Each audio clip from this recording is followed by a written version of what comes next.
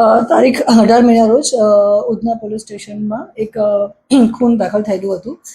જે ભોગ બનનાર છે જય, એમને જે સામેના આરોપીઓ છે એ મિલિંદ નવલખોડી, બીજા છે એક કિશન અને ત્રીજા આરોપી છે એ પંકજ પાટીલ છે. એ લોકોએ ભેગા થઈ અને એના ઉપર તીક્ષ્ણ હથિયારથી ઘા કર્યા હતા.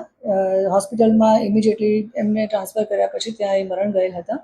એ લોકોને અંદર બધા પહેલાંથી એક મિત્રો હતા, પરંતુ પૈસાની લેવડ દેવડ અને અગાઉ જે 2025માં એક ગુનો દાખલ થયેલો હતો 325, એમાં ભીમનગરના જે રહીશો છે એમની સાથે એ લોકોને માથાકૂટ થઈ હતી અને ઝઘડા તકરાર થયા હતા, જેમાં સામસામે 325 અને 326 દાખલ થયેલી હતી.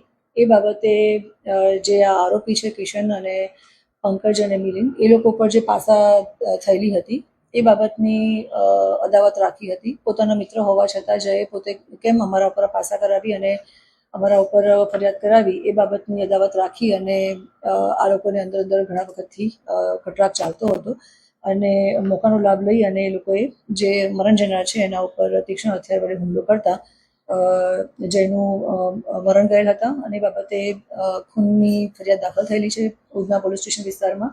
જે આરોપી છે મિલિંદ નવલખોડી, જે ડિંડોલીમાં રહે છે અને મૂળ ગામ એનું જલગાંવ છે.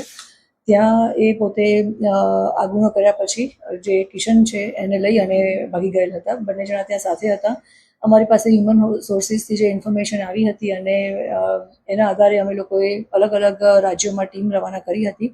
આશરે અમે સાતેક ટીમ રવાના કરેલી હતી, જેમાં જે આ જલગાંવની ટીમ હતી એક વખત ત્યાં જઈને પાછી પણ આવેલ હતી. ફરી પાછી અમને હ્યુમન સોર્સિસથી ઇન્ફોર્મેશન મળતા અમે ટીમ રવાના કરી હતી અને અમને આ સફળતા મળી છે, જેમાં મિલિંદ નવલખોડી છે એને અમે એરેસ્ટ કરેલ છે. અને જે મારવામાં મદદગારી કરેલ હતી એવા જે બે આરોપી છે કે જેનું નામ છે શુભમ જ્ઞાનેશ્વર પાટીલ, જે ડિંડોલી ખાતે રહે છે, અને બીજા છે રોહિત ગૌતમ સોનવણે, એની પણ મદદગારીમાં રોલ છે. એને પણ અમે 2 જણને અટક કર્યા છે અને બંને મૂળ રહે ડિંડોલીના છે.